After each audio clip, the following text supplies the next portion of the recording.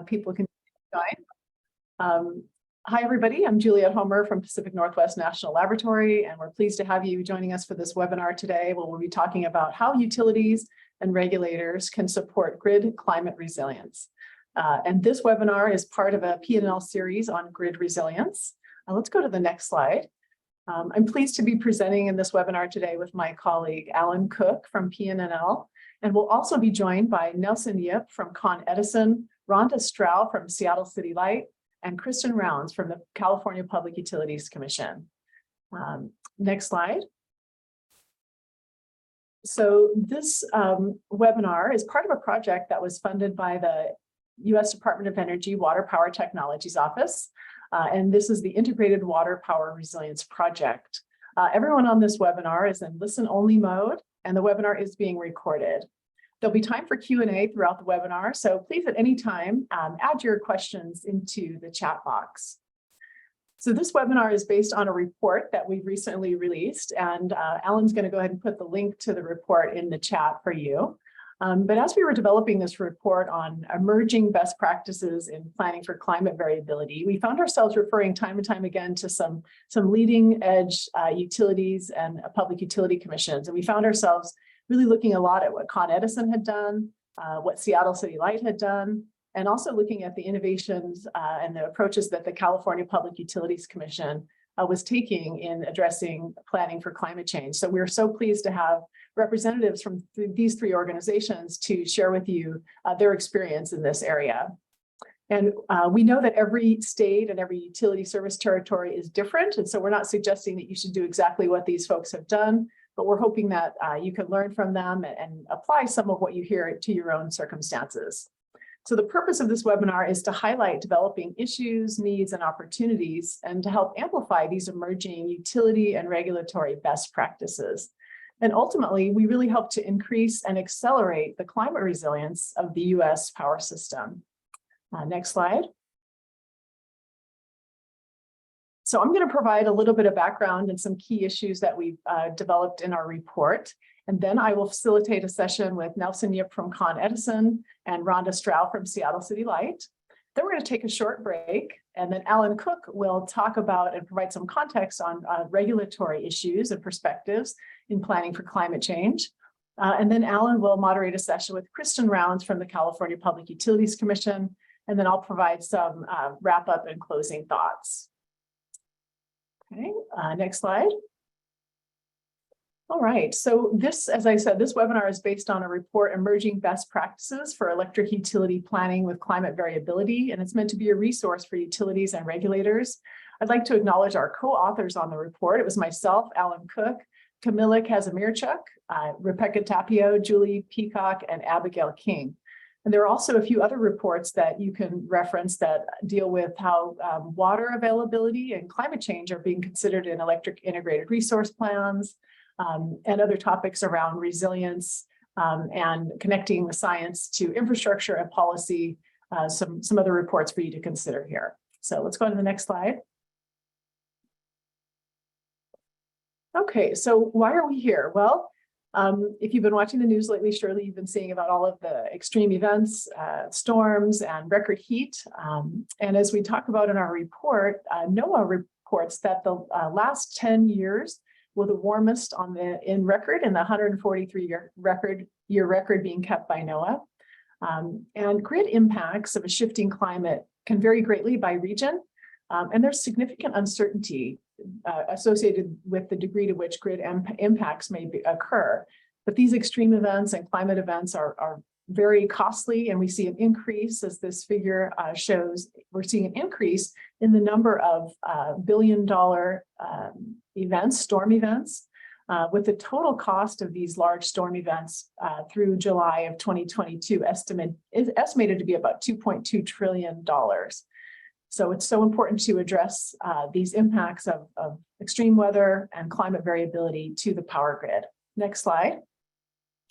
In our report, we highlight different areas where climate change can impact the power grid. And I know there's a very small font here and a lot here, but just please refer to the report for more information. But we do highlight different ways that extreme heat, extreme cold, wildfires, storms, and sea level rise, drought, and population migration can impact the power grid and the different ways that that can happen. A key point that we hope you walk away from this webinar with is that with the right information, utilities can now start making climate-informed investments, thereby avoiding the need to replace assets later. And this is maybe particularly important given the infrastructure dollars that are now available through the bipartisan infrastructure bill. But it's all about making smart decisions now and trying to reduce the costs of creating a more climate resilient grid. Next slide. Okay, so forecasting is an important part of utility planning. And another key point is that the weather of the past is not necessarily representative of the weather of the future. And so if utilities are planning based on the weather of the past, they may be planning for the wrong thing. The figure on the upper right here is from Con Edison's climate change vulnerability study, which Nelson will be talking a bit about. But you can see that the temperatures, historic temperatures, and then the forecasted future temperatures based on global climate models. And so they need to look at the temperatures going forward because those can impact the loads, air conditioning, and a really important part of utility planning. So some of the different approaches that we've identified in the report for forecasting with climate change, because I think traditionally folks just forecasted, a lot of times looked at historic averages to forecast the future. But some of the ways that people are starting to look at forecasting with climate change is, looking at weighting recent years more heavily in forecasts, in load and weather forecasts. Applying trends in the number of expected heating degree days and cooling degree days, and then evaluating trends in the availability of generating resources. The figure on the bottom right here is from Southern California Edison's excellent climate change vulnerability assessment. And in this, they show the forecasted increase in outages due to extreme heat for their thermal resources. And so looking at the trends and availability of resources is important, including looking at water availability that can impact thermoelectric cooling or hydropower. And so that's one of the emerging practices that folks are looking at. And then finally, maybe the most comprehensive approach is to really look at these global climate models and use those to help forecast loads and temperatures going forward. Next slide. Okay, so I want to provide just a little bit of background about this idea of climate models and downscaling, which we'll talk about throughout the seminars today. Downscaling of climate models is a technique that's used to translate large-scale general circulation models, or GCMs, into more localized results. And GCMs are complex models of Earth's climate, and they consider the main components and the different interactions. So through downscaling these GCMs, it allows scientists to understand how climate change can impact local and regional climates.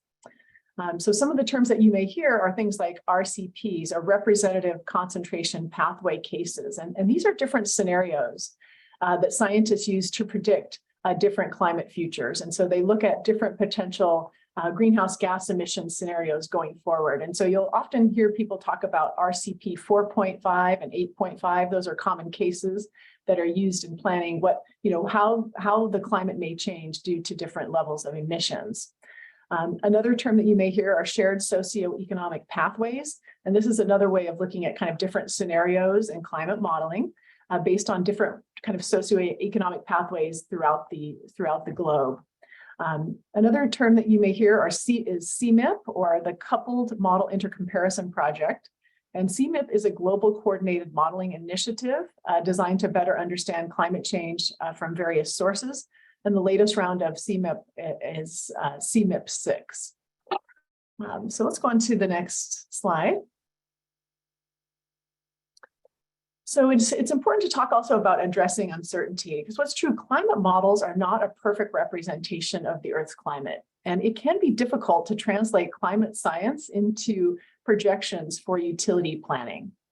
And so alternative approaches are being developed that take into account what some folks are calling deep uncertainty. And deep uncertainty is different than the type of uncertainty that's already considered in a lot of utility integrated resource plans of, well, what will natural gas prices do? What kind of hydro year might we have? Deep uncertainty occurs when parties cannot agree on the likelihood of alternative futures or how actions relate to consequences. And climate change really is can be an area where there is deep uncertainty.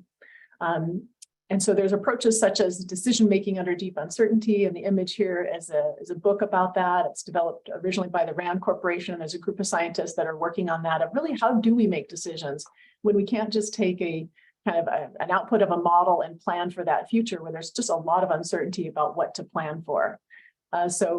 Practices like decision-making under deep uncertainty recognize the principle of non-stationarity, which means that future conditions cannot be predicted based on the past, even if elements of those futures vary stochastically. And DMDU methods are based on more of a kind of a monitor and adapt approach rather than predict and act.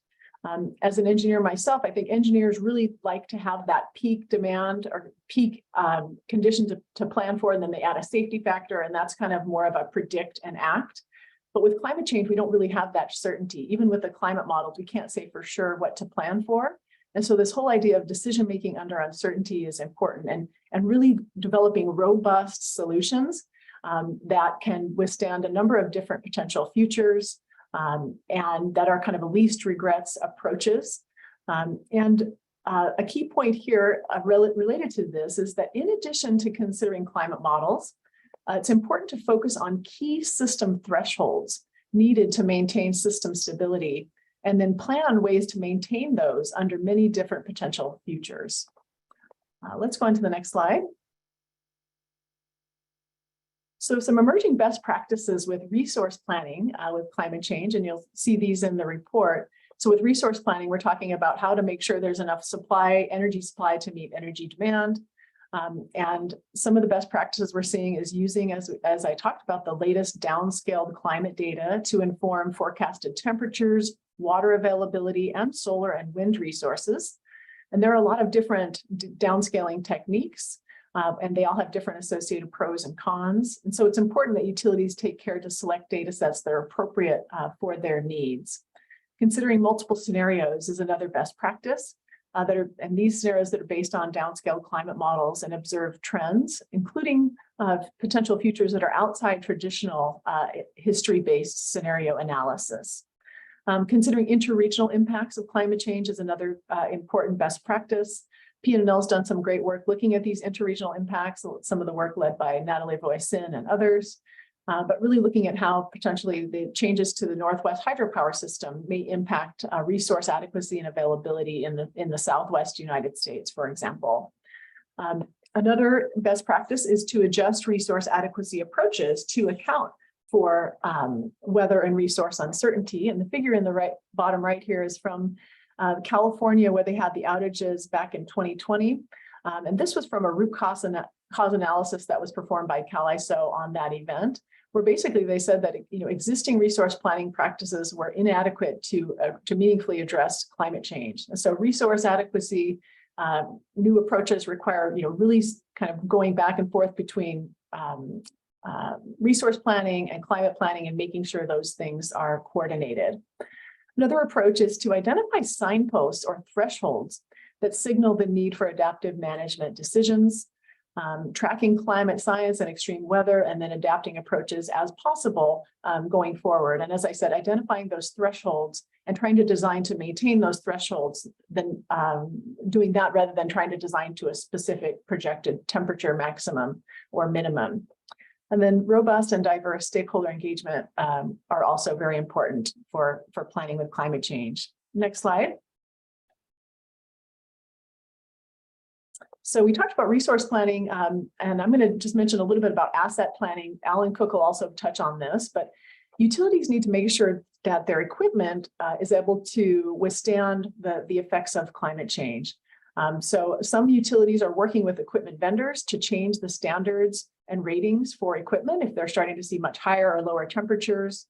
In addition, asset planning can mean relocating equipment out of flood zones due to sea level rise, or adapting equipment due to fire risks, or maybe undergrounding equipment. So a systematic approach to asset planning with climate change includes evaluating things like the exposure of critical assets to adverse climate events, understanding the probability of damage to events or to assets, the likely consequences if events were to occur, and then some mitigation measures that can reduce the risk to vulnerable assets and take into account considerations to disadvantaged communities. And based on this practice, then actions can be prioritized that the utilities can take to be proactive in protecting assets against climate change. The next slide. Okay, so this is my last slide, and then we'll turn it over to and hear from Nelson and Rhonda about their direct experience working at these areas. Data is very important. As we talk about downscaling climate models and getting information that utilities can plan for, data is super important. And downscaling global climate models can be a time-consuming and expensive process.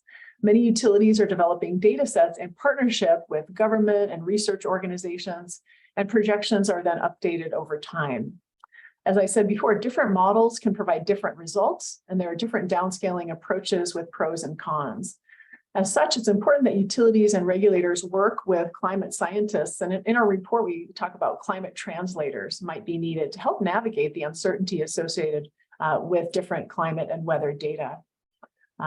And we want to point to something that's interesting also in California, where the state of California has regularly completes detailed statewide climate change assessments. And as part of that, detailed data sets are developed at 6 kilometer by 6 kilometer square areas that forecast and have forecasts for temperatures to plan for, sea level rise to plan for, precipitation. And this information can then be used by utilities and municipalities and others. All this information is made available through a web portal called CalAdapt. And as the California Public Utilities Commission is requiring the utilities in California to conduct climate vulnerability assessments, utilities are then able to get the information from CalAdapt for what to plan for. So that's kind of a nice way to avoid kind of the back and forth of what information did you use, what's the source of the information. It's like this information was rigorously developed by groups of scientists working together. This information's on CalAdapt. The utilities are using that. As well, it's available to other maybe smaller or less resourced utilities, so you don't kind of have the haves and the have-nots when it comes to who has the information of what to plan for. Everyone in the state has this information to plan for, so we think that's a really good model. PNNL also has a climate research portal. We have a link to that here and in our report. And there's a lot of other resources out there too. Other national labs have some excellent data sets, and the federal government also has some nice data sets available to get information about climate and what to plan for there. All right, so let's go on to the next slide here, and I'm going to bring Nelson Yip up from Con Edison. And so I'm going to do a little intro to Nelson. Nelson is the Director of Strategic Planning at Con Edison. His groups are responsible for electric long-term planning and climate adaptation and resilience. Throughout his career at Con Edison, Nelson has held positions in operations, engineering, emergency preparedness, energy policy, and business groups. Nelson has been a key contributor in storm restoration for Hurricane Irene, Superstorm Sandy, and other major snowstorms. So Nelson, thank you so much for being here. I'm going to turn it over to you. And hello, everyone. Really, thank you so much for the opportunity to present to this audience and really to share Con Edison's climate resilience journey. As Juliet said, my name is Nelson Yip, and I'm the Director of Climate Resilience at Con Edison. First off, I'd really like to commend Juliet, Alan, who you'll hear from later, and the PNNL team for really advancing their framework and creating a venue for collaboration needed to make these efforts successful between utilities, regulators, national labs, and others in the audience. So next slide, I'd really like to provide a short company overview to understand what our service territory looks like, and then you can see how the climate risk is affected. So Con Edison delivers electricity, gas, and steam to 10 million people in New York City and Westchester County, and we serve 44% of New York State's electricity needs. Now, our electric system is one of the most reliable in the United States, and we provide natural gas to over 1 million customers and operate the largest steam distribution system in the US. As you can see from the map, we are a coastal utility, and our service territory is 660 square miles. Now, advancing climate resilience is not new to our company. We see it as an extension of our environmental and engineering excellence, and really our ability to build the grid of the future to provide a safe, reliable, and resilient energy system for our customers. Next slide. So in terms of our resilience journey, it really starts off after our largest storm, all the way on the bottom left, Superstorm Sandy. The impact and magnitude of the storm caused over 1 million customer outages, the most in our history. We lost numerous parts of our infrastructure, including feeders, transmission stations, and many parts of our infrastructure. So our company's investments in the past decade have prevented over 1 million weather-related outages, and we've invested over $1.1 billion in increasing electric, gas, and steam resilience to sea level rise, storm surge, flooding, and heavy winds. Now, in 2017 through 2019, we partnered with Columbia University and other stakeholders on a climate change study to really assess our vulnerabilities, thinking about a lot of the modeling scenarios that Juliet mentioned in relation to the various climate hazards for our service territory. In 2020, we prepared a climate change implementation plan, which really integrated our view of, now that we know the climate risk, how can we operationalize it? How can we think about it in terms of our planning and design work? In the middle, as you'll see, in 2021 and through the present, we have worked to integrate climate resilience into our rate cases, into our long-range plans, and making it one part of our core strategic objectives in our company. But one thing that we wanted to point out is, as part of our recent resilience legislation in New York State, Con Edison is updating our climate study with the latest climate science, and that's in partnership with the state and NYSERDA. And in November 2023, we'll be filing a long-term plan of resilience investments and programs moving forward. So, that's the overview of the journey, but let's dive into, for those of you who want to see some best practices of starting a resilience journey from the beginning. Next slide.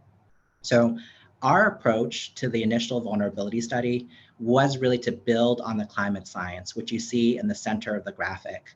What we did was we took Con Edison's energy systems in 2018 and fast forwarded it through time. That is, we evaluated our then present day infrastructure against what our expected climate changes were, to better understand the vulnerability to our climate-driven risks. We reviewed if we needed to change or enhance our design specifications with future climate in mind. And then we came up with investments really to fortify our system-wide resilience. Now, one thing to note is that as we continue to learn from the best available science, we need to review our adaptation measures over time, something that Juliet has mentioned as a good practice moving forward. Next slide. Now, to put this into perspective, from our initial 2019 study and really localized for our service territory, annually, we have experienced 4 days over 95 degrees of heat. Now, with 11 days in 2030 and 23 days by 2050. Now, our latest refresh of our climate data is showing that it could be potentially over 30 days in 2050, which is an 8-fold increase. In the middle, you'll see that we project the sea level rise will go up by 2 feet by 2050. And on the right, there will be more frequent nor'easters and hurricanes. So these are the things that we keep in mind as we think about risks to our energy system. Next slide. So from our 2021 work, we really engaged our internal teams to update our processes in these 7 areas to address climate change resilience. Juliet mentioned before about load forecasting. That's an example of an area of a new approach. Con Edison now includes climate projections in its future temperature values, which will really increase the need for new infrastructure or potentially energy efficiency programs to meet peak demand. Now, the company's preliminary analysis shows that annual peak demand is expected to increase by 700 or 900 megawatts by 2050 due to the incorporation of climate projections. Now, if you look at the 4th item in terms of assets, Con Edison has also updated its flood design standards for new sites to add 2 feet of freeboard plus a sea level rise increment based on the sea level rise pathway. And really, we have to think about equipment in terms of its useful life to the site to FEMA's 1% annual chance-based flood elevation, what we internally call a FEMA plus 5 standard in terms of how we design our for example, sea level rise walls. Con Edison continues to update designs to provide more flexibility, including even looking at HVAC planning for our facilities to capture increases in temperature. When you get the slide, you'll see some of the key findings from our 2021 report, and we'll continue to update it as part of our resilience journey. Next slide. But one of the things that Juliet mentioned is the importance of collaboration and stakeholder engagement. We have been working with our stakeholders to address climate risks. Our resilience framework is based on 3 strategies. So the first one being prevent. This is not new to utilities. It's to think about storm hardening solutions and resiliency, but we have to account for projected climate impacts. In the middle, it's thinking about modifying and enhancing system designs, providing enough flexibility to mitigate disruptions to customer service. And then the third one, which is really to respond, resilience investments will take a multi-decadal effort. So in the meantime, we need to respond and be there for our customers using technologies or other operational measures. Now, as customers electrify and with more people working from home, there will be a greater need for resilience. Next slide. So this slide really shows a sample portfolio of things that we have proposed to address the risk of climate events based on our 3 strategies. We've also developed a climate planning design guideline to really help our engineers, what Juliet called a climate translator, translate the global climate model localized for our service territory into values and tables that our engineers can use to plan for climate risks moving forward. I think we continue to iterate, we continue to learn from these experiences, and this is by no means a final list. It continues to be in flux. Next slide. As we mentioned before, stakeholder engagement is a very important part of this effort. In some ways, for those of you who are looking to start a climate resilience effort, it's also about building a foundational awareness, but also engendering change management within your organization. We like to call it a step change in our thinking from when we first started. So one, I'm really proud to work for a company where we have a new climate risk and resilience group, and then we're able to supplement that with a consultant support. But I think the important part is on the lower left, which is we leverage our internal company advisory team. So for the 2019 vulnerability study, we interacted with over 100 company SMEs, from designers to engineers to planners to operators. Now our current advisory team has about 40 members, which include our chief engineers, our emergency preparedness teams, our safety teams, and energy management, and other support team members. So we list consultants for climate science support as needed. But what's also important is external stakeholder engagement, as you see from our working group. We've had an iteration of our working group since 2012 through 2016 and on. We've had a robust working group that includes our regulator staff, municipal representatives, in our case, New York City and Westchester, consumer advocacy groups, environmental groups, other infrastructure owners, universities, real estate, and also community impact groups and other interested parties. I think the real important thing is that it's the collaboration, discussion, and really the partnerships and discussions that have come about as part of the engagement. Next slide. So this slide really shows our governance. Since 2017, we've had such great momentum. We want to make sure that we can keep that going. So as we integrate it into the things that we're doing, we have a corporate instruction on climate change adaptation. We've instituted senior executive oversight, and we've created an executive committee that's really supported by our group. Also, we work with our investor relations and also law teams to really prepare climate disclosures moving forward. And we provide awareness internally for all of our employees. Next slide. So when we discuss resilience, I always say that resilience is a shared goal. We need collaboration and input from our stakeholders, both inside and outside. And working with external stakeholders, especially based on this venue, universities, researchers, and national laboratories, that can only help advance your resilience planning and thinking. The other thing is we're not a silo. As utilities build more resilient infrastructure, we should continue the conversation with our customers.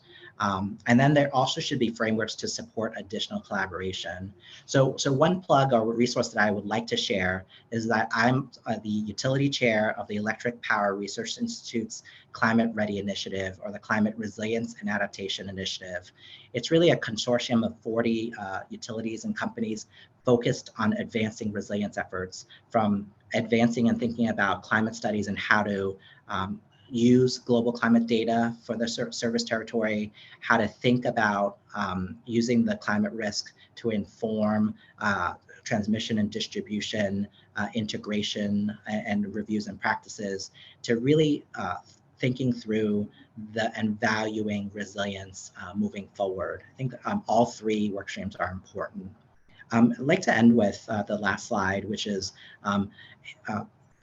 just like venues like this, it's really important to make sure that we build a community and we continue to share best practices, lessons learned, or even effective practices for your situation. So we've left some reference material where we continue to build on our climate change vulnerability study, our resilience plan, which is on this website.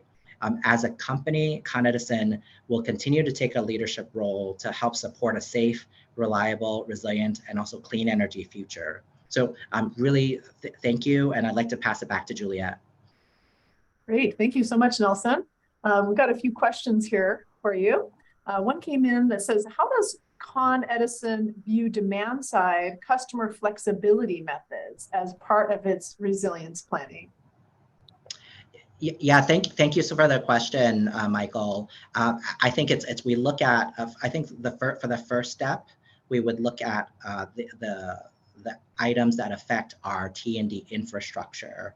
I would say then for the next step, we would take a look at how our other customer methods or even potentially microgrids are part of the resilience planning, but we work robustly with our customers moving forward.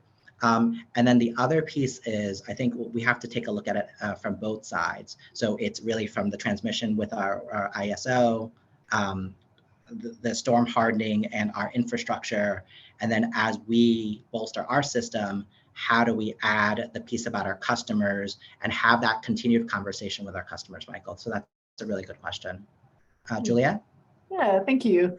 Another question here, that New York investor-owned utilities are engaged in developing climate change risk assessments, and you mentioned that there's been a collaborative effort among utilities, so the Public Service Commission staff and NYSERDA, to develop climate data. Can you describe that collaborative process a little bit? Yeah, so really, and we have a CPUC here as well, but I think California has a great CalAdapt model, as you mentioned. But I would say as NYSERDA has been doing their New York State climate assessment, they have the latest climate data.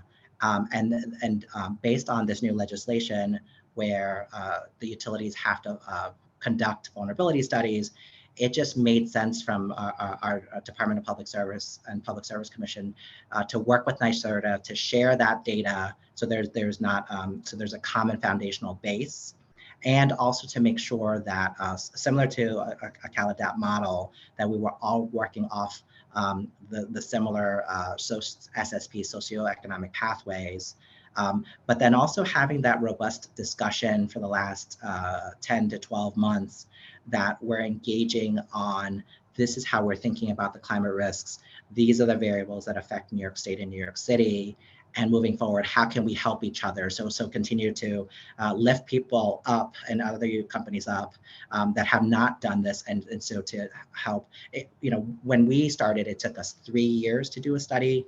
And now in terms of for this legislation, companies have to do it in 18 months. I think it's an important part of continuing to grow. Okay, excellent. Let's see, another question here.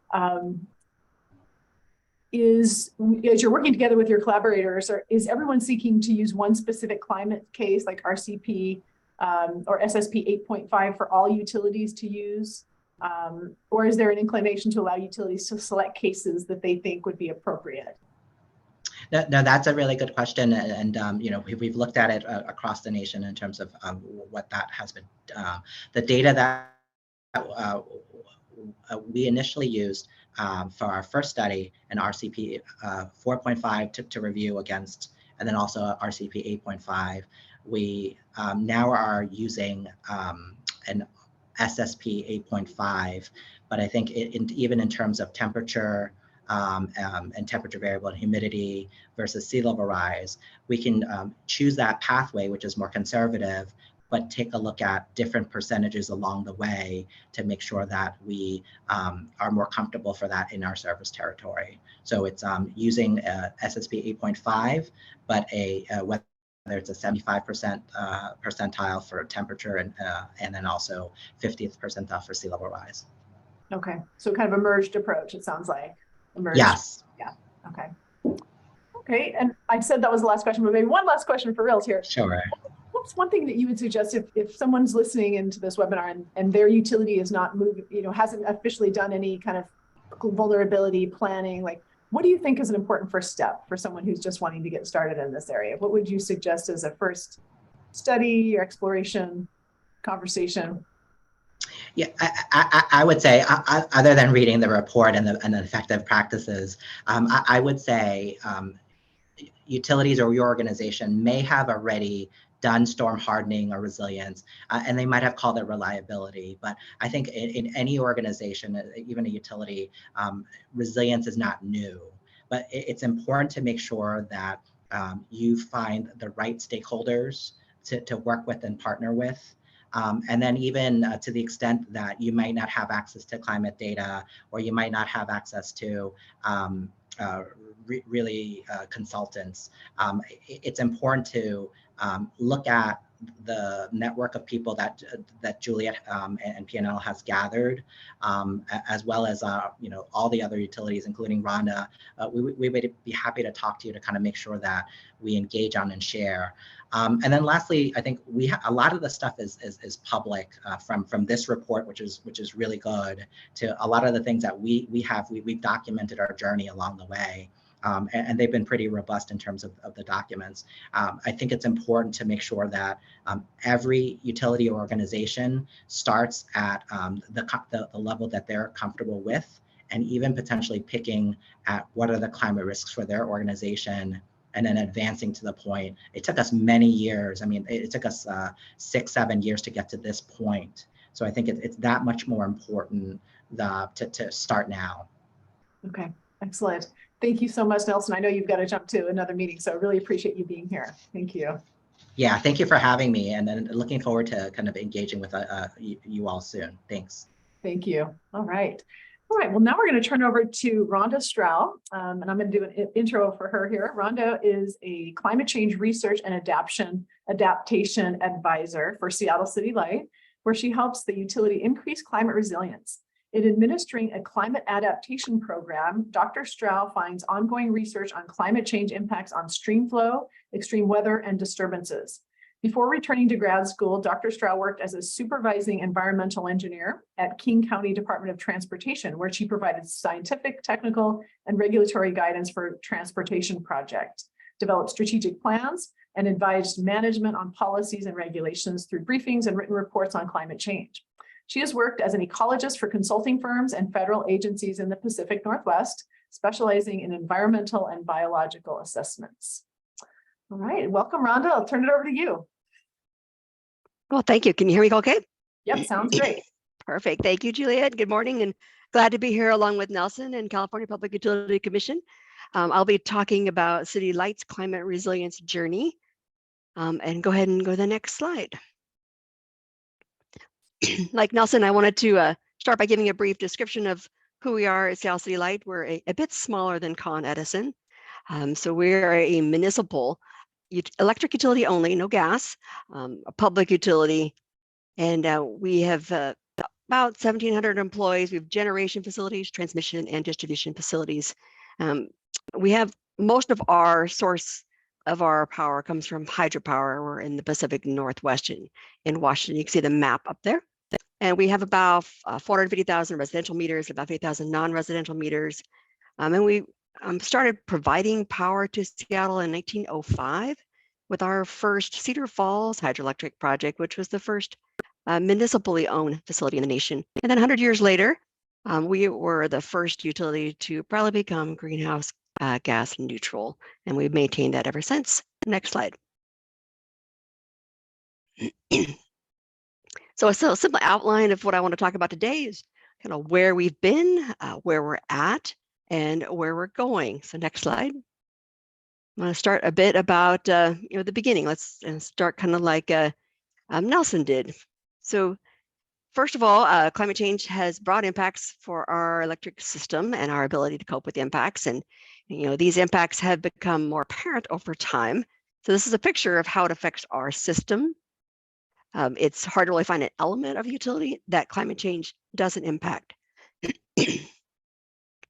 So with warming climate, we have more hot days, declining snowpack, which is very important for our hydropower, heavier precipitation, increasing wildfire hazards, and rising sea levels. So these are things that we're dealing with. So up in the mountains, there are shifting hydrology, which affects our hydropower generation. While fire and floods threaten our transmission lines that are in the foothill forest and valleys. Then our crews and our customers in Seattle really feel those heat waves and smoke, and the rising sea levels may eventually affect our underground equipment or even access to facilities like our substations. We've already been experiencing some of these impacts and expect them to intensify. Next slide. So to get a handle on these impacts, what we've been going to address them, trying to address them. We kicked off what we call our climate resilience journey, like Nelson called it, back with our 2013, 2018. It's our first strategic plan for the utility. And in that, we launched a climate change initiative. So this initiative provisioned funds for a climate adaptation advisor, which is myself. At the time it was somebody else, as well as funding for research to better understand impacts to our utility and make climate smart decisions. So the initiative called for developing a utility-wide climate adaptation plan. So the initiative, which was entirely voluntary, and then City Light was the first utility in the nation to comprehensively evaluate our climate vulnerability, develop a system-wide adaptation plan with no blueprint to follow. So our 2015 plan is available online, and it's mentioned in the report that Juliet provided, and it describes our observed and potential changes in climate, impacts and vulnerability to our utility, and potential adaptation strategies. So these three big primary components. Next slide. So I'd like to give a little bit of sneak peek into the plan, kind of like what do we mean by like a comprehensive plan and assessment. So we looked at our vulnerability across our system. So you'll look at the bottom of the slide, you can see these 5 utility functions or domains that we looked at. We looked at our shoreline infrastructure, our electricity demand, transmission and distribution, our hydropower facilities, since we're so heavily hydropower, and our fish habitat protection and restoration programs. So those were the 5 programs that we focused on. And then we looked at 8 climate stressors that are listed across the top. And these include sea level rise, warming temperatures, changes in extreme weather, increasing in wildfires and landslides, and then also changes in snowpack, which then affects the runoff that goes into our reservoirs, and then increases in peak stream flow, which can affect our enhanced flooding, as well as low summer stream flow, which makes it more challenging for our hydropower, as well as protecting the fisheries that are in our area. So then through this assessment, we found really 13 key impact pathways of how those climate stressors affected these utility functions.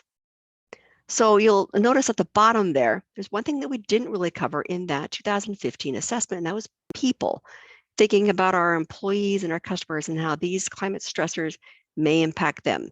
So more on that in a minute. Just want to put that placeholder. Next slide. So as another excerpt diving into our report, this shows how we looked at each of the functions. This is on the left, the impact from climate change, and then the exposure, or 3 vulnerability components, which included the exposure to the climate stressor, both near term and mid-century, the sensitivity of that function to that climate impact, and the capacity to adapt to that impact. And think about like kind of bending in the wind.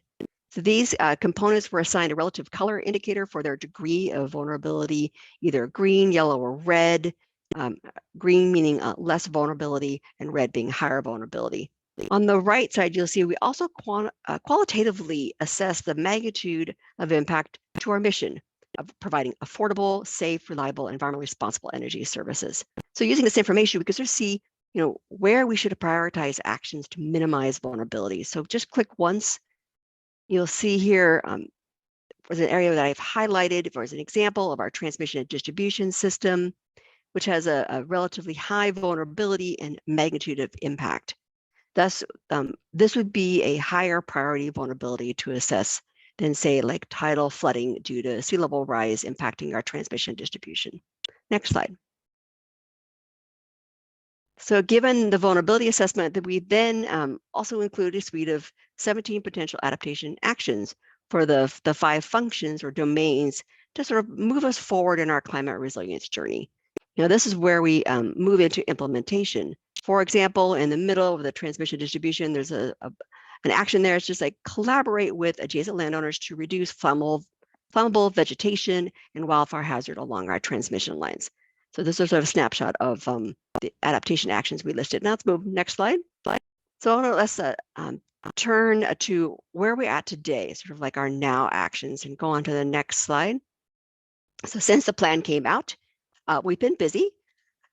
Without going into the detailed examples of things we've done, in general, our approach to climate adaptation consists of 4 primary elements: collaboration, research, education, and actions. So collaborative partnerships are essential to maximizing progress on climate resilience by working together, leveraging efforts, and sharing experiences. Nelson really hit on this as well.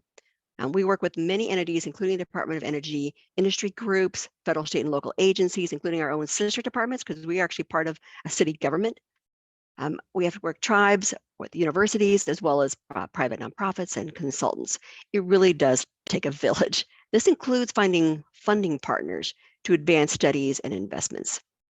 So then we also support research on climate change that advances our understanding of changing climate and our vulnerabilities. For example, we've been collaborating with the University of Washington, which has been a leader in this for quite a long time, to understand changes in extreme weather, as well as future projections of temperature and stream flow, how those are going to change that could affect our customers' energy demand and our hydropower operations. Education is another critical element of our resilience approach. This includes facilitating increased capacity for our staff to apply a climate lens to their own work at the utility through increasing their climate literacy and available tools. And then finally, actions. So really are where we put climate or resilience theory into practice. So some examples of the elements included, parts of our grid modernization program, such as constructing our first solar with a battery backup microgrid, which was on that previous slide.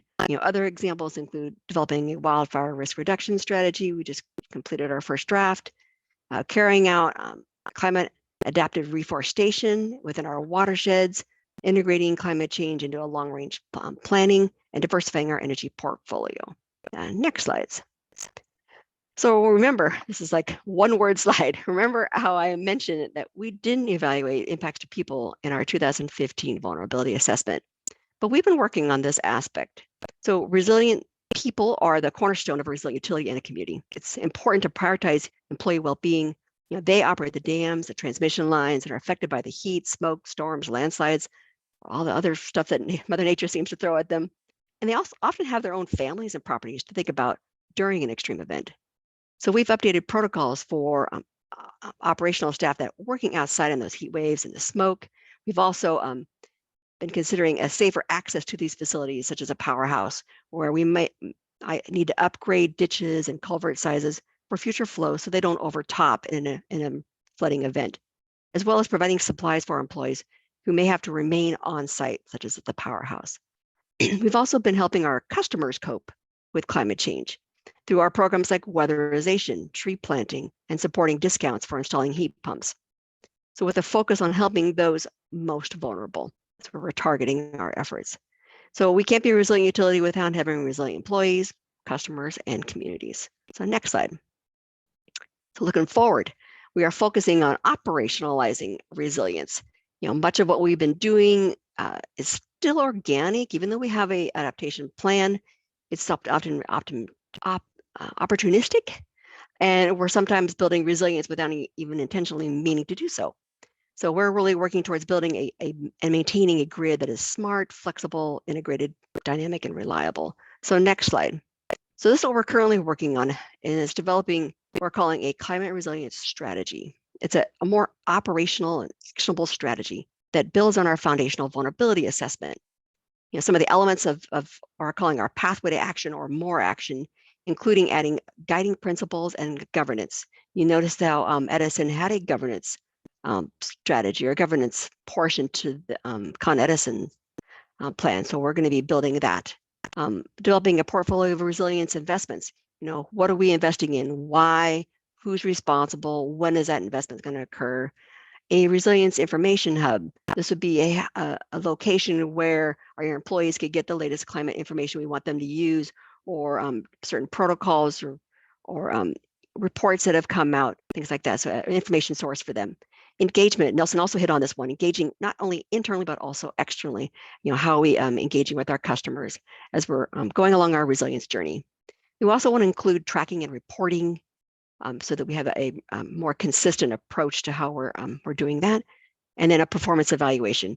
This gets at like what metrics that we should be looking at to show, are we actually becoming more resilient? The strategy will be more of a living program that integrates preparedness into our utility and our community culture. And so next slide, last slide. I like always putting like a take-home messages. What I wanted to really share with you is really to take care of your people, employees, and customers. Create and maintain a culture of preparedness. Collaborate, find partners, work together, including our customers. It really does take a village. Use science and modeling to better understand your vulnerabilities, dive deep into the data and the models, carefully interpret the findings, and have ongoing communication with your science partners where you probably obtain that data. And then remember that resilience is a journey, as Nelson emphasized too. We need to be nimble, continue learning and adapting, and be ready for surprises. Last slide, and that's thank you very much. I'll turn it back over to Juliet. Hey, great. Thank you so much, Rhonda. Really interesting to hear about what you've done and what you're doing now. A few questions here. Can you talk about the heat dome situation in 2021 where you saw those really high temperatures? Did you see visible impacts to your loads, and was it significant? We definitely saw our highest summer load during that heat event. So people were cranking on air conditioners or going out and buying them. But it was fascinating. It's like, this is one of these things, like you never let a good crisis go wasted. You always learn from these kind of events. It's kind of like what Nelson was talking about with Superstorm Sandy and things. So we had like our powerhouse. This is the Northwest. It doesn't get really hot up here, right? So we had our powerhouse up in the mountains. It's called the Alps of the US, like snow, there's glaciers.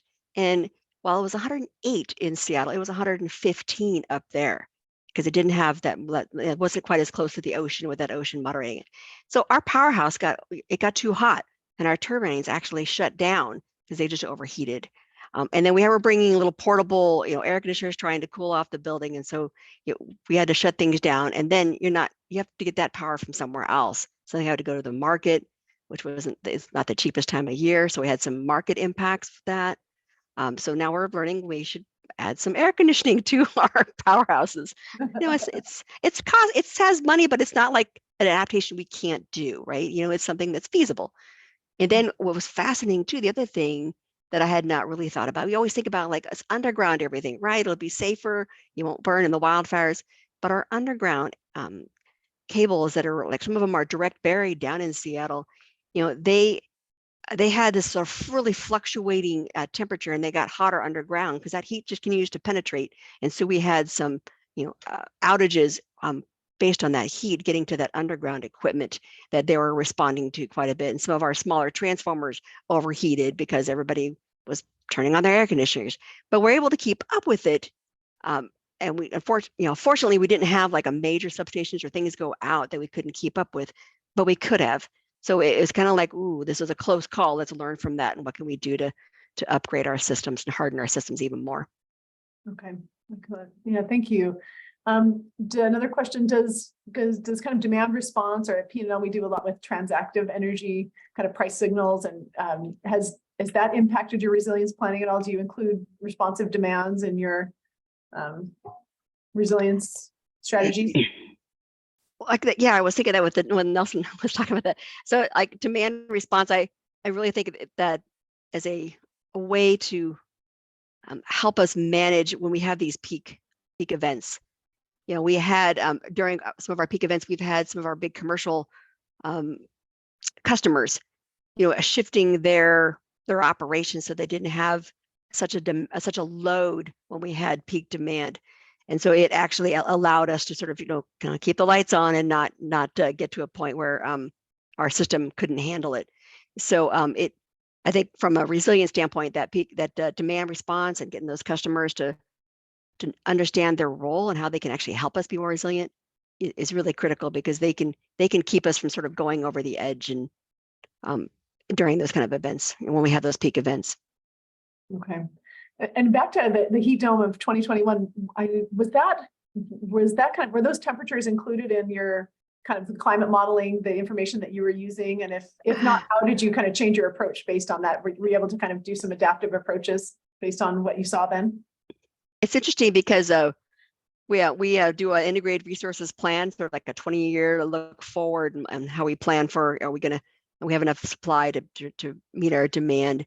And so our data analysts and our planners, really started looking at the climate data that we have and that we have access to, and we're basically mining it to try to make sure that we used a particular global climate model with a temperature signal that had that level of heat event. And many of them, at least in the next 20 years, did not have that. So we had to purposely, intentionally pick one that did have that more extreme, so that we made sure that we include an event that's already happened.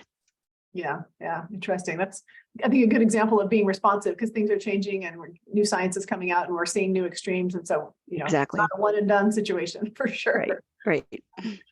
Hey, another question for you, Rhonda. How are you considering and including, maybe vulnerable and disadvantaged communities in your planning? I know you mentioned that, but are there, programs or outreach that you're doing that target maybe traditionally disadvantaged communities?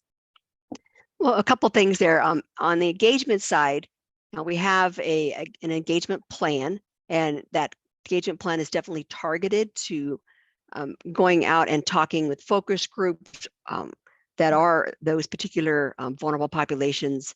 And so we still have a lot of those to do and have those focus conversations.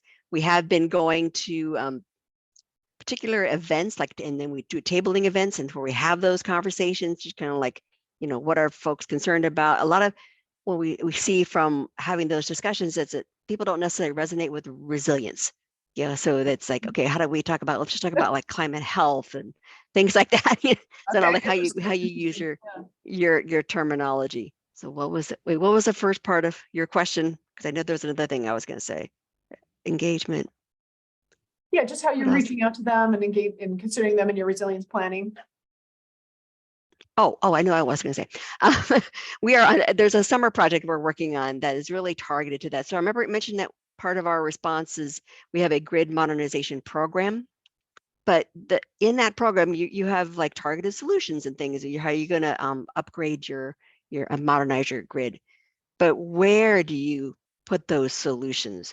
So during this summer, we have some resources that are helping us do some analysis on and looking at where those vulnerable populations are within our service territory, and particularly vulnerable to climate. So where are they? Because we have heat mapping that covers the Seattle and the King County area that we reside in.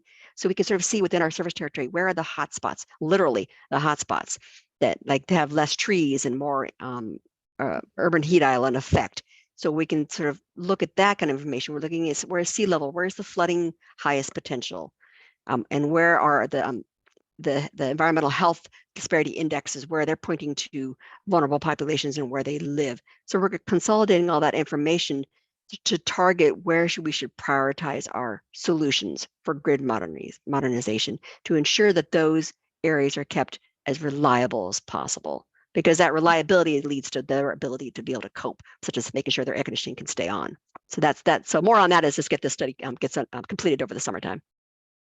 Yeah, and really interesting, really interesting. And Rhonda, maybe one last question here. I imagine on the call we've got utilities and regulators and probably a number of researchers, folks from the national labs. But if folks are involved in climate modeling and climate science, or as those of us who work at national labs, like, do you have any suggestions for us as researchers in terms of what kinds of information would be most useful for a utility like Seattle City Light as you're trying to go forward and make the grid more resilient in a cost-effective way and address vulnerable communities? I mean, are there any areas where it's like, oh, if we could just have this type of information or information in this type of a format, it could be really helpful for us? I know that's kind of a hard question, so sorry to put that on you. But no, it's not, because this is interesting because the whole climate literacy we've got our data analysts have started to dive in, be able to bias correct our data internally in-house.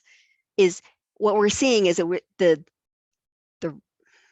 how do I call it, the reliability of the data itself and that it's as accurate as possible. And can we have data that is bias corrected for the area of interest? Because what we're finding is, for example, just go to a very specific example, we're looking at temperature data and a variety of models we mentioned, like that heat dome, and that they didn't have the heat dome in it. But we also noticed that they had a cold bias to them. They were going way colder than we've had observations within Seattle. Well, that's not the way the science is expecting us to go. Mm-hmm. So we had to carefully figure out a way to remove that cold bias. Still have some cold days, but there's a whole process for bias correcting. So if that was already available and that kind of vetting of the quality of that climate information, so that we didn't have to go through some of those exercises, would be really nice, because it's a lot of work, and I want to make sure I trust that the data that I'm getting is the best available. Great answer. Thank you. Yeah, really good. Really good. Okay, Rhonda, thank you so much. Thanks for being here. And okay, team, so we're going to take a break. I know it's a little luxury here, but we're going to take 5-minute break. But you don't want to miss the presentation from Alan Cook, and then hearing about some really innovative approaches that regulators are using to ensure climate resilience. And we'll hear from the California Public Utility Commission. So let's be back at 10 after the hour, and we'll start up again with the next section of the webinar. Thank you all. Next section. Thank you. I also as we get going, I want to really thank Carly Taxstall and Courtney Stenson for helping so much with all the coordination leading up to this and running the webinar. Thank you so much, Carly and Courtney. You guys are awesome. And I'm going to turn it over to Alan Cook for this next section. Welcome, Alan. Thank you, Juliet. So if we could move on into the next slide, I'm going to be providing a little bit of an overview of the regulatory perspective, and then introduce Kristen Rounds from the California Public Utilities Commission. To be clear, addressing the climate change impacts on utilities falls within state regulators' purview. When you look at the impacts on reliability, cost of service, safety, both worker safety and public safety, and you look at some of the equity issues that arise out of all of these, it's all clearly within the regulator's purview.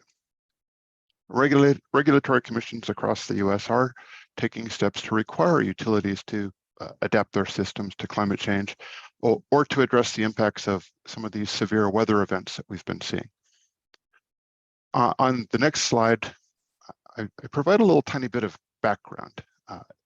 So some of this is probably obvious to most of you, but to be clear, utility assets are designed with specific temperature ranges in mind. So if you get temperatures that are above or below the specified maximum or minimum, you start having problems.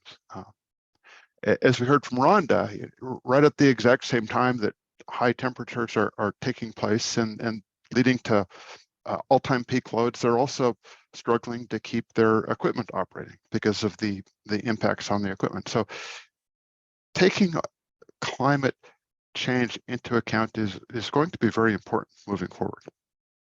Another element that we probably have been seeing in my state, which is New York. That's where I live, and also in the New England states right now. You know, utility assets that they did not think were in floodplains are going to ultimately be found to be in floodplains. You know, FEMA is updating their floodplain maps. I know NOAA is working on projects related to flooding. In short, there are layers of utility assumptions that are based on rules of thumb related to temperatures that are going to have to be reevaluated. This reevaluation needs to be broad. It's not just about assets. It's also about operations, you know, worker safety, vegetation management, other operations. Regulators can encourage utilities to start this reevaluation. On the next slide, we summarize it at a fairly high level, some of the best practices that we've seen across the country. We have seen efforts that range from resilience and storm hardening proceedings that basically originated to be a response to the impacts of derechos or nor'easters or other historic storms. It ranges from that up to what we've been hearing about this morning, or this afternoon in my case, which is to say comprehensive climate vulnerability assessments, where the utilities are downscaling climate change projections and comprehensively assessing the risk to all of their assets and operations that arise from those changes. We're also seeing plans across the country that address specific risks that are related to climate and climate change. Specifically, we're seeing wildfire mitigation plans throughout the West, and we're seeing storm protection plans, or hurricane/tropical storm protection plans in Florida. So there's a wide range of regulatory programs that are addressing climate issues across the U.S. right now. These proceedings, by the way, can be initiated at pretty much all levels, by the utilities, by regulators, and by legislation. So if we move to the next slide, I brought out of our report a table that is a summary of all of the actions that are taking place, or that at least were taking place at the time we did this research. I'm not going to dwell too much on this because you probably can't read it all that clearly, given the size of the font. It's straight out of the report, page 45. I do want to draw your attention to something that the bottom row of this table. And the reason I want to draw your attention to it is because I'm going to talk a little bit more about it in the future, in a couple of minutes, I should say. A lot of the grid hardening programs that we've seen have been tied to specific cost recovery surcharge mechanisms and/or other incentive regulatory mechanisms. And in fact, most of the programs that are listed on this table have been tied to specific incentive mechanisms. And I want to talk a little bit about that in the future. So that's why I wanted to bring it to your attention. So next slide, please.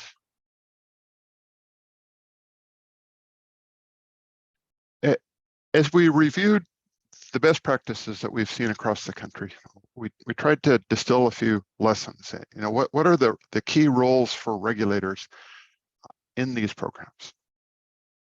The first thing that came to us was a set of clear goals or expectations or metrics was very important. Especially as we move forward and we start asking utilities to move from that paradigm where they're using known historic data that they can analyze and everybody has access to it and everyone can see it, into a paradigm where they're downscaling projections, future climate data that isn't quite as known, that isn't quite as observable. There are going to be issues. There are going to be questions that are going to come up in people's minds. Some of the utilities might be a little bit concerned about cost recovery. Various stakeholders involved in the process are going to be asking a lot of questions about the data that's being used. Is it the right data? Is there better data that could be used? So clear goals, expectations, having a community engagement plan in place is going to be very helpful in moving these things forward.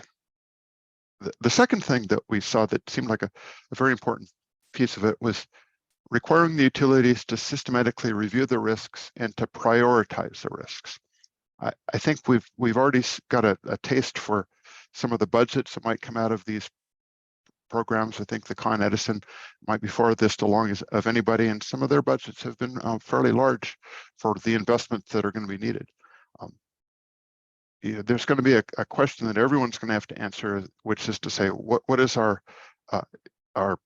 appetite for the cost of this program, and how can we get the greatest bang for our buck? So prioritizing these risks is going to be very key. And I want to emphasize again that it's not just assets, it's operational strategies as well. One thing that jumped out at us several times as we were reviewing what's going on across the country is the question of climate readiness and prudence reviews. Climate data has been around for a while, probably a couple decades. And I know that at least in the Pacific Northwest, utilities have been downscaling and using climate data since maybe 2010, 2011, 2012. So at some point when you start having prudence reviews and you start asking, was this investment prudent given the reasonably available data, we're going to have to start asking the question of when was climate data, quote, reasonably available? I think there's probably a bit of a disconnect between the climate scientists and policymakers and planners in general. So it's not necessarily clear that we've already reached that point, but I think if we haven't already reached that point, we'll be getting there real soon. So I think that's just another reason for making sure that we take into account climate projections when we're planning assets in the future. Next slide, please. Some more roles for the regulators. I want to postpone that first bullet for just a couple of minutes because I have another slide that talks about that. Considering how best to roll climate adaptation costs into rates, I've already touched on. I think this is a discussion that is in some sense controversial, some sense heated. A lot of utilities have suggested that they don't think the long time regulatory paradigm really works very well for recovering the costs of adapting to climate change, whereas there are people who say, yes, it is. I mean, I think there are people who are very strong advocates for both sides of this discussion.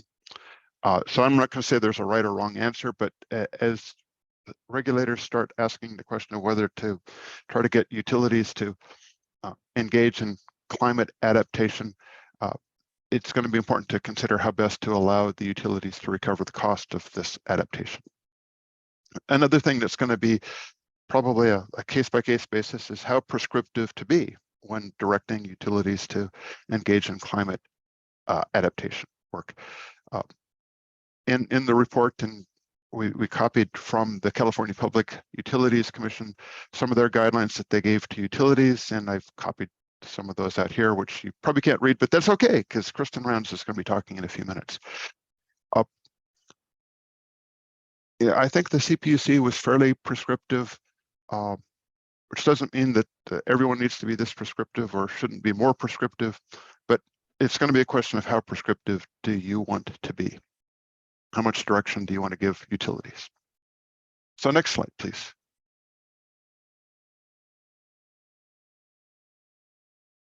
So there are some opportunities here for cost savings. I've already mentioned I think it's going to be costly, and downscaling climate data itself can be very expensive and time consuming.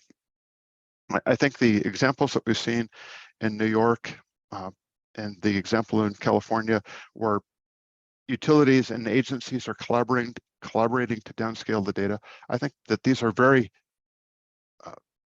wonderful examples because I think that this development, this partnership offers a lot of benefits beyond just reducing the cost to individual utilities. If you think about the fact that, again, we're moving to a paradigm where we're working with projections. It's not known data, it's a projection. So I think it's important to have consistent data, to have a high quality data set, to have data that stakeholders have collaborated on and agree with. And I think you can get a lot of that with these data partnerships like what we're seeing. I think it also supports entities that are less able to afford data on their own.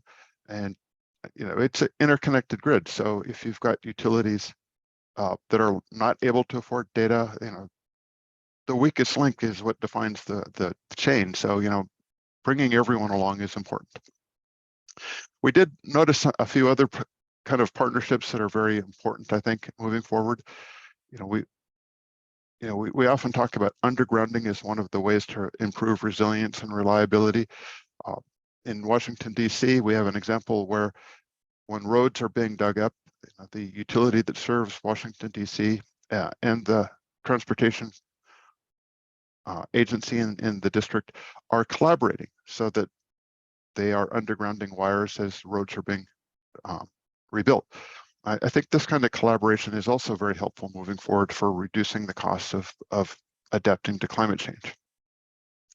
And one other thing that we also noted as a best practice is, as utilities are planning assets, even if they weren't necessarily originally vetted through a climate change process, if you can re-examine those facilities to determine whether or not upgrading them to meet future climate conditions, that might save a lot of money down the road. And I think this is one of the things that Con Edison is pioneering.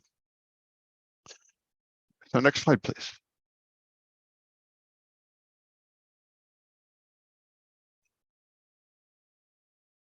There are a couple of key points that I just want to draw out here. One of which is that climate models are projections. They're not necessarily exact, and there are going to be imperfections. For example, one of the things that I uncovered when researching some of the heat dome of 2021 was that a lot of the climate scientists were saying things like, well, the heat dome is anticipated in the climate models, but we actually didn't expect it until after 2030. So, right off the top, what that tells me is that, when we start talking about questions of whether or not upgrading for climate change is a situation where ratepayers of the present are subsidizing the ratepayers of the future, it's not clear that that's the case at all. It might be the ratepayers of the present are building the system to meet their own issues. And engaging stakeholders, we've emphasized several times, is going to be key towards making this go as smoothly as possible. Disadvantaged communities should also be engaged to the greatest extent possible. I really appreciated some of the text that the California Public Utility Commission put forth when they said that disadvantaged community, we're not going to leave anyone behind. So disadvantaged communities were written in as a key player in the process. So I want to move to the next slide and leave you with just some food for thought. This is not something I have an offer to put on the table or anything else. It's just a question. Given that this seems like it's state regulatory territory, what would be a role the federal government could play? Is there a role for the federal government to play? And any thoughts you might have, entered into the chat would be helpful and of interest to me.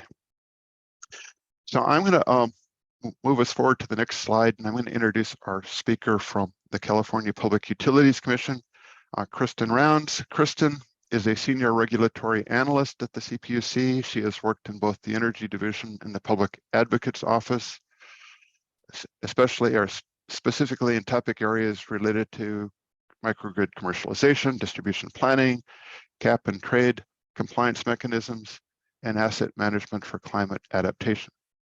She is currently tasked with reviewing climate risk assessments submitted by the California utilities. This requires a working knowledge of utility infrastructure, climate modeling techniques, and localized hazard planning. She is also responsible for assisting the administrative law judges' rulings and proposed decisions, providing technical support, performing policy research, and preparing alternative draft decisions for the commissioners and their advisors. So a lot of good work going into this. So Kristen, you are on tap. Please take it away. Great, thank you, Alan. So yeah, again, I'm Kristen Rounds. I'm a senior climate adaptation analyst in the energy division at the CPUC. And I, along with everybody else, I'm going to be talking about how we are addressing long-term climate change impacts on utility infrastructure in California. So you can go to the next slide. And just to provide an overview of what I'm going to be talking about today, I'm going to start with a bird's eye view of utility planning ecosystem at the CPUC. And then I'm going to go into the procedural foundation for climate adaptation, the existing commission guidance, which includes the climate and vulnerability assessment submitted by the utilities, as well as community engagement plans.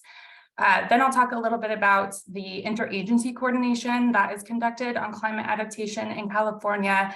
And then I'll talk about looking to the future and sort of what comes next for us.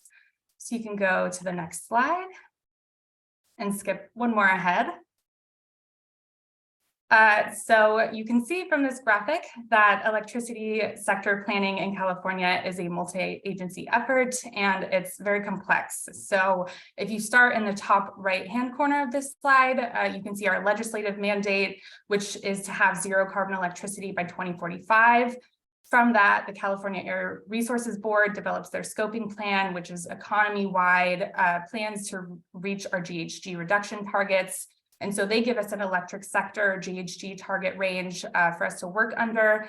The California Energy Commission develops our demand forecast for infrastructure planning, which underlies the CPUC's integrated resource planning process, CAISO's transmission planning process, as well as distribution planning.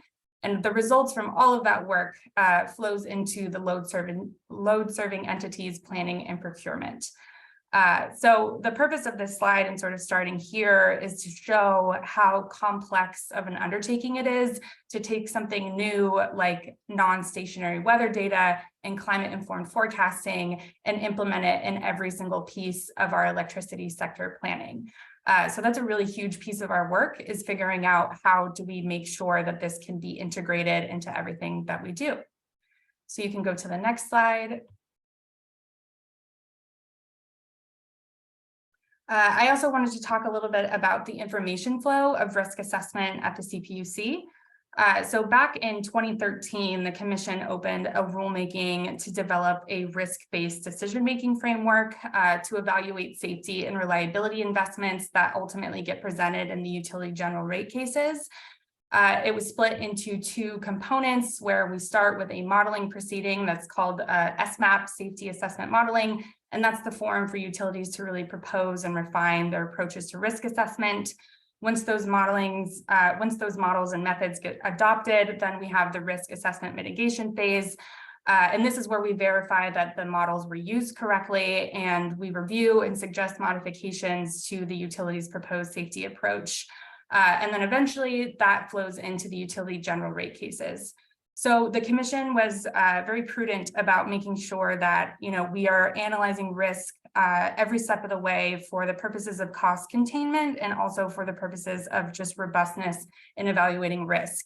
And once the commission recognized, the effect that it would continue to have on grid planning if we were to continue to use historical weather data, they decided that we needed to have a venue that was specific to looking at how to use climate change data and develop capacity around using these new methods so that they could eventually flow into our existing risk-based decision-making framework as well as our existing planning processes.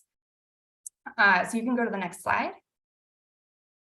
So now I'm going to be talking about procedural foundation for climate adaptation. So everything I'm going to cover in the next few minutes is sort of the existing commission guidance that we are actively working on refining right now. So you can go to the next slide. We have a specific proceeding that was open in 2018 for considering strategies and guidance for climate adaptation. And since the inception of the proceeding, we've had two major decisions come out that were part of phase one. One was in 2019 that provided definitions, data sources, models, and tools. And the second was in 2020, which ordered the climate and vulnerability assessments, as well as the community engagement plans that are filed by the utilities. We are currently in phase 2. So we're looking to refine a lot of the existing guidance that I'm going to talk about, like I had said. And a huge critical piece of our work is figuring out how we can take all of the findings that we derive in this proceeding and have them plug and play into the resulting planning processes that we have at the commission. So you can go to the next slide. To give you an overview of the climate and adaptation vulnerability assessments, or the CAVAs. So the 2019 decision focused on data sources, and it identified the California climate change assessments as the primary source of climate forecasts, pathways, and scientific studies. I'm going to talk about the California climate change assessments a little bit at the end of this presentation, but the reason that the commission used this as the primary data source is because it is all of that downscaled, peer-reviewed data that is most representative of California climate that comes from those global climate models developed by the IPCC. So the commission also established some criteria, if necessary, if the utilities wanted to use data outside of the California climate change assessments, there's a process for that. And importantly, the commission at the time directed the use of representative concentration pathway, or RCP 8.5, for planning and investment purposes. So we have a uniform scenario that the utilities are doing their risk assessments under, which is RCP 8.5. If you look at this graphic, you can see that it really is the high-end scenario of the climate data at that time. It is sort of operating under this assumption that no nation states or government agencies are going to do anything to mitigate climate change. Therefore, emissions will continue unregulated into the future, and we will be experiencing the worst, most catastrophic impacts from climate change consequently. So that was our existing guidance, which we are thinking about, and I'll talk about, we're thinking about updating, and I'll talk about that a little bit more going forward. But you can go to the next slide. So in the 2020 decision, the commission got even more specific. It required analysis of temperature, sea level rise, precipitation, wildfire, as well as cascading events for both utility-owned infrastructure as well as contracted generation. And we use California's Department of Water Resources two-step vulnerability assessment methodology. You can see it laid here out on the right. It's a combination of exposure and sensitivity to determine risk, and a combination of risk and adaptive capacity to determine vulnerability. The commission set intermediate and long-term timeframes for analysis. So intermediate is looking at the 10 to 20 years, long-term is looking at next 30 to 50 years. But the commission considered that the key timeframe analysis would be the next 20 to 30 years in order to look at climate adaptation investments. And that's another point that I just want to stay on here for a second, which is that another reason that the commission created a specific venue for looking at climate risk is that risk-based decision-making framework that I was talking about earlier really happens on a 5-year basis. So we're looking at risk in really small increments of time. And when you're looking at climate change, that is obviously a much longer scope. And when you're planning, for infrastructure like transmission lines that take a really long time to construct and, could be and are also very, very long-term assets, we needed to sort of, figure out how we're going to balance climate adaptation along with just sort of our standardized approaches to looking at risk at the commission. So you can go to the next slide. And a big part of what has been discussed today is community engagements. And so in the 2020 decision, the commission adopted community engagement plan requirements. These are actually an input to the CAVAs because they're delivered 1 year in advance, and they must describe how the utility proposes to seek input of disadvantaged and vulnerable communities to provide an equity perspective to the CAVA. So you can go to the next slide. So again, the engagement focus is on disadvantaged and vulnerable communities, and we define that with a combination of scores that come from CalEnviroscreen, California Tribal Lands, as well as some additional income thresholds. CalEnviroscreen is a database that helps identify California communities that are most affected by environmental externalities and sources of pollution. It's a combination of environmental health and socioeconomic indicators that produce scores for every census tract in the state.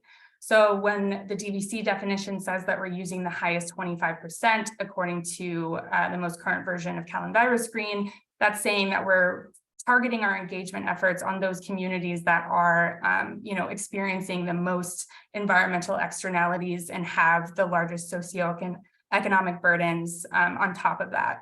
And the thought of engaging or sort of focusing our engagement on these folks in particular is for two reasons.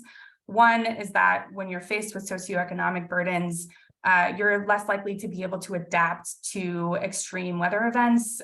It's much more of an economic burden for you to experience long duration outages or to have to evacuate from your home, those types of things.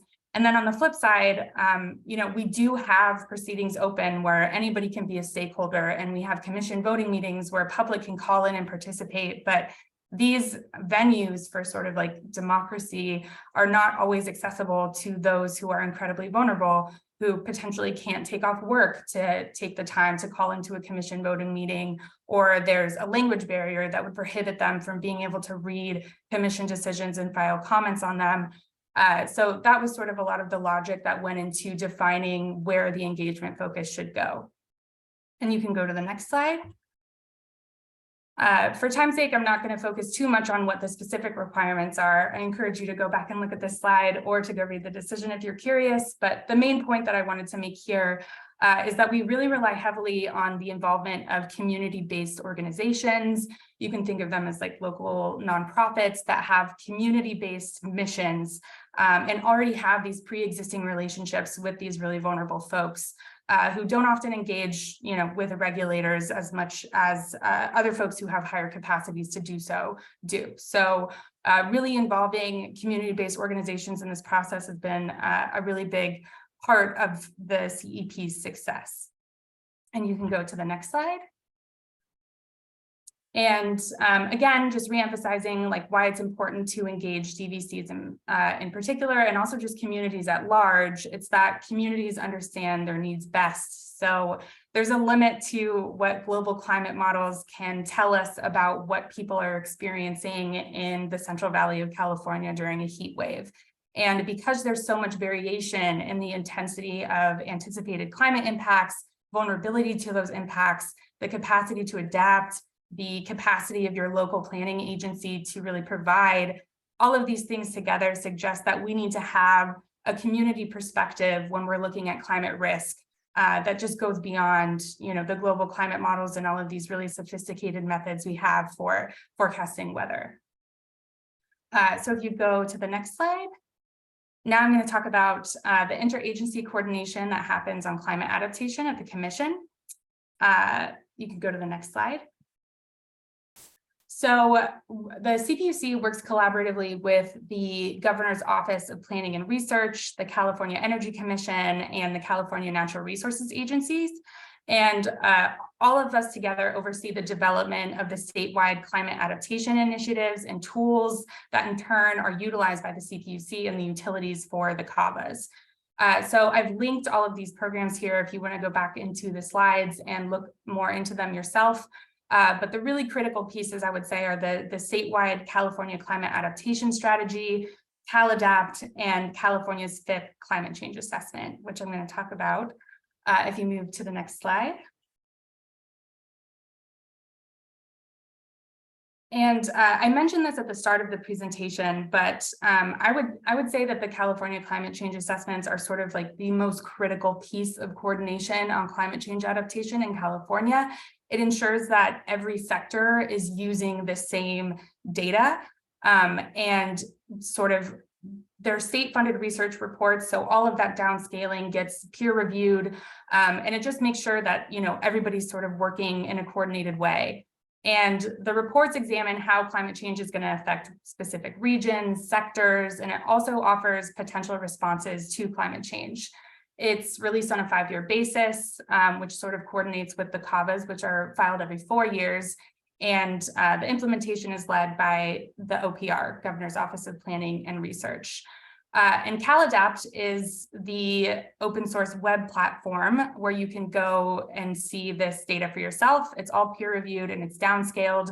And it's really cool that it's an open source platform because it makes it a lot easier for regulators across different agencies or even just local planning, local governments to have access to this data to sort of inform their hazard and risk assessments. So you can go to the next slide. So now I'll talk about looking to the future, sort of what's coming up next. You can go ahead to the next slide. So the rulemaking procedural deadline was just extended to June 2024. So that's, it could be extended again, but that's sort of the procedural deadline that we're working under now. And we are in phase 2 of the rulemaking, where we're going to consider improvements to the CAVAs and the community engagement plans. And again, really thinking about how can we best link what we're learning from the CAVA to our other planning processes. So some of the topics that we're considering is first, transitioning away from using RCP as our sort of mandated planning and investment scenario to shared socioeconomic pathway baselines. That comes from the most recent CMIP 6, like Juliet was talking about at the very beginning. We're also considering sensitivity analysis, thinking about, whether it's worthwhile for the utilities to look at multiple scenarios to sort of better inform a prism of risk, if you will, have us have an entire, understanding of what our risk tolerance is and like what the risk we're facing is. We're also leaning into standardized reporting, formatting CAVA outputs so that they're able to be used in sort of a plug and play way in other proceedings. We're exploring methods to reduce uncertainty and bias. And we're also looking at adaptive capacity metrics for both community and infrastructure. It already exists for infrastructure in the CAVA through that Department of Water Resource methodology, but we don't necessarily have it for communities. And we're starting to think that maybe our database that is, focusing on pollution burden is not necessarily the most representative of climate risk. So final slide, you had just one more. This is sort of like our goal of what we would want all of the things that we're learning in the climate adaptation proceeding to eventually inform the way that we do grid planning at the commission. So having climate projections inform our demand forecasts, which informs the bulk grid planning efforts, as well as DER programs, and then having resilience impact metrics flow into those. Our resiliency and microgrids proceeding is tasked with sort of finding the way to incorporate resilience into our cost benefit and cost effectiveness frameworks. And then CAVA, RAMP, and wildfire mitigation are all conducting these vulnerability profiles and guidance on climate scenarios that would flow into this. So this is what we're working towards. This is what we're currently doing in phase 2 in order to achieve this. And the final slide has my contact information if you want to follow up.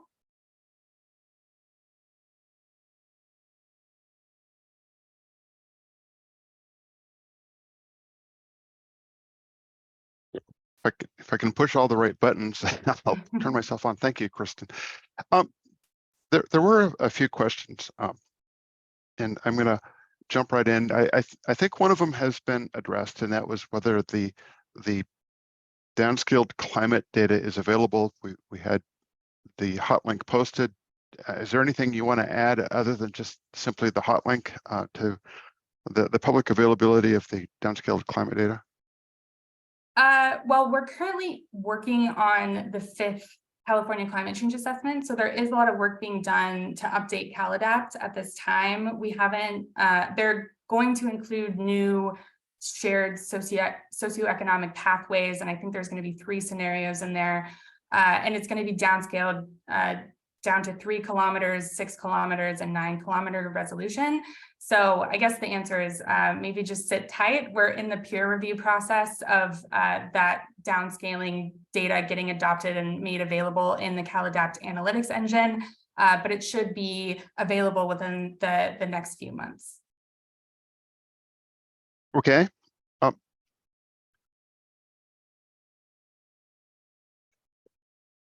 Another question that has come up would be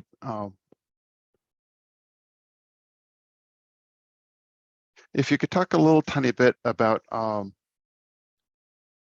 modeling that would support understanding extreme events, whether those are actually included in CalAdapt? Yeah, I mean, so it's tough. We think about this a lot, where ideally, we just had an incredibly rainy season in California, and these storms that were really out of the ordinary. And if you're a statistician, you could consider that a shock that you could sort of do your modeling around.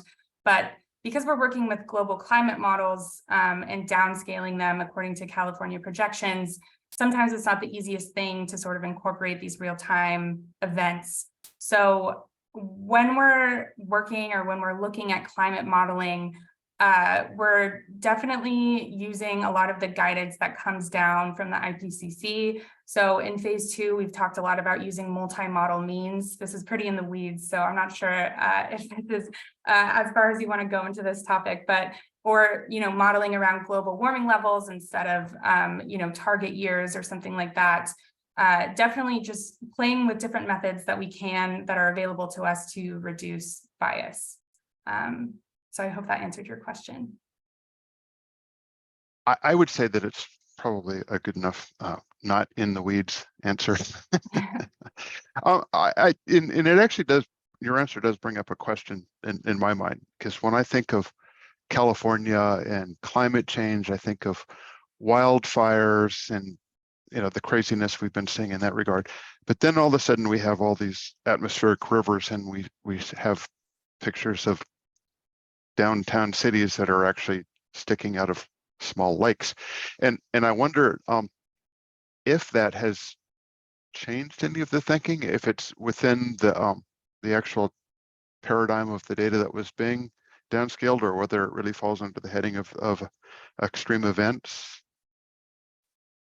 Well, so CalAdapt is something that is developed outside of the CPUC. So we really rely on our sort of academic institutional capacity, as well as the research institutions that we have in California, to be the folks that are spending their day-to-day, hour-to-hour, really looking at how to best capture the variability in California's climate into downscaled models.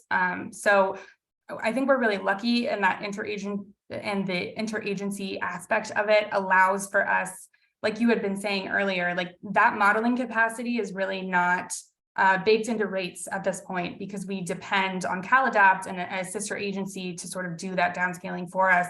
And we don't put that onus on the utilities to have to downscale the model themselves.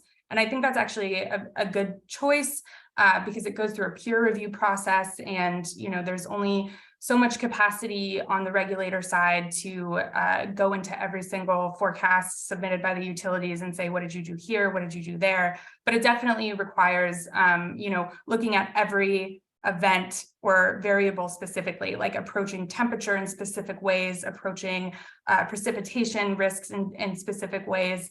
Yeah. Okay. We have a question here from Annie Haas, and I'm going to just read it to you. So what are your thoughts on synthetic population data to better address more holistic pollution risk? Annie, could you clarify? I'm not familiar with the term synthetic population data. Maybe could you clarify what that is?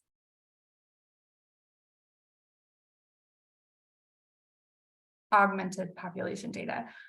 Well, I can say that we, in our DVC definition, if you go back to the slide, you'll see that we have included in the definition census tracts that are in the highest 5% of the pollution burden, but don't receive an overall CalEnviroscreen score, because there are data gaps that come from the census that would provide those socioeconomic indicators that would then produce a score.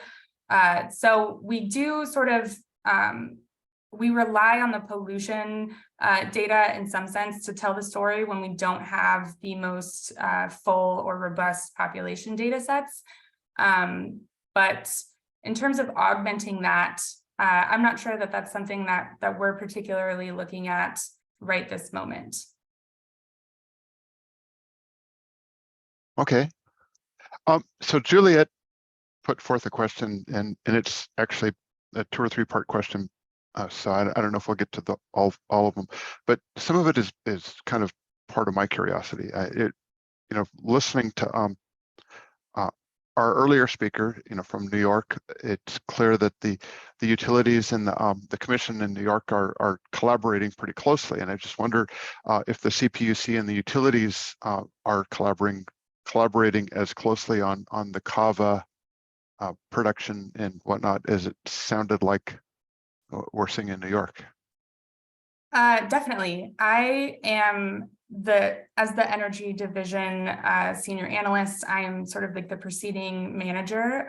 So I am meeting with the utilities often on a monthly basis to discuss kava modeling or where they're at in the CEP process. And there's definitely like an open line, if you will, for us to meet and get together whenever necessary to discuss developments. I would say that it's definitely a collaborative process. I think we learn from each other on both sides. So a little bit about the schedule. I know that Southern California Edison has submitted their kava, and I think San Diego is next to submit their kava. it's actually PG&E. PG&E Theirs will is come in next. next year. Yeah. So PG&E's will come in this year, and San Diego's next year. Is that what you're saying? PG&E's comes in 2024, and SDG&E and Southern California Gas or SoCal Gas will come in 2025. So you currently have a proceeding underway where you're potentially revising the requirements and the guidelines. So that, would they be submitting under the whatever the guidelines are at the prevailing, or is it just something you'll decide on the fly? We anticipate that we will be able to adopt revisions to the guidance prior to SDG&E and SoCal Gas filing, but we don't necessarily hold that expectation for PG&E. We do give the utilities 4 years to develop these assessments. So if, PG&E coming in next year, they're already sort of like 3 years into the process of conducting all this modeling and compiling their assessment. So I think, maybe the decision's major effects on PG&E's filing could look like outputs, specific outputs that we would want them to provide to us. But we are understanding of the fact that, that work has been underway for quite a while. And, if we want to update our guidance, it's not going to impact every single filing on every single cycle. Okay. One final question, I think, and then I'm going to have to give this back to Juliet. Is the CPUC coordinating with other utility groups and other professional groups, to share their learning? And I'm not thinking specifically or entirely about kava. I'm also thinking about some of the other things that I think you're kind of a trendsetter on, like the wildfire mitigation plans. California has developed a wealth of experience, and can you talk a little bit about how you're sharing that with others? Yeah, I think a big part of the sharing is that we host a lot of public workshops where we want folks to come in and sort of, hear about the work that we've been doing. There are, California just signed a memorandum of understanding with the Netherlands this year. So we've been doing a lot of knowledge transfer based on that memorandum of understanding, which is great. I think that there is, an open door policy in the sense that if other regulators from other states wanted to meet with us and sort of do any sort of knowledge exchange or ask any questions, that we would be available to do so. But I guess coming to mind, I'm not sure if we have any specific set up venues for that to happen on a regular basis. Okay. Well, thank you. I greatly enjoyed your presentation. Thanks. And with that, Juliet, you wanted a few minutes to finish us off. Yeah, thank you, Kristen. Thank you, Alan. Excellent.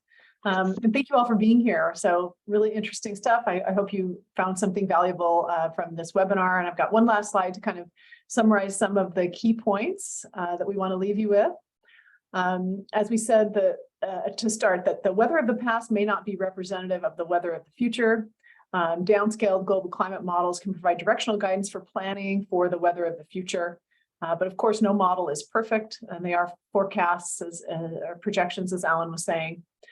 Planners can lean on climate science, observe trends, robust and flexible adaptive approaches, and least regrets approaches that identify critical system thresholds that need to be maintained for system reliability, and then plan for those. Smaller utilities and PUCs in many states can learn from maybe larger or more resourced utilities and PUCs, and where possible leverage public data sets such as CalAdapt, as we've talked about. And we recognize that each state and utility is different and will have its own needs and priorities, but we hope you heard something today that will be helpful for your individual context. And we do believe that regulators play an essential role, as Alan was saying, in establishing goals, expectations, and metrics that can support sound planning for climate change. And just to reiterate the importance of extensive and diverse stakeholder engagement, which can lead to more robust and potentially equitable outcomes. And then finally, the challenges of climate change require working across traditional silos. I think it's interesting in California how the California Energy Commission has a role, the Public Utility Commission, and independent system operator, and a number of organizations working together. And maybe that's the opportunity in a lot of states, is for different organizations who may not traditionally be working together to come together to help address these challenges. And creative solutions can be developed that leverage different funding sources, synergistic investments, as Alan was talking about with transportation departments, and different operational collaborations. So thank you so much, everybody, for being here. Those are the closing remarks. I put Alan's and my emails in the chat, so feel free to email us with suggestions or questions. And yes, I see the question here. The recording will be made available, and we will share our slides. I'm not sure, it may be through email, and they may be on a website. So stay tuned. We'll get the information out there to y'all, the access to the recording and to the slides. So again, I really want to thank all of our presenters today. Nelson Yip from Con Edison, Rhonda Stroud from Seattle City Light, and Kristen Rounds from the California Public Utilities Commission. And I also, again, want to thank Carly Taxdahl and Courtney Stenson for their help getting this webinar set up and running it so smoothly. So with that, thank you all very much, and have a great rest of your day.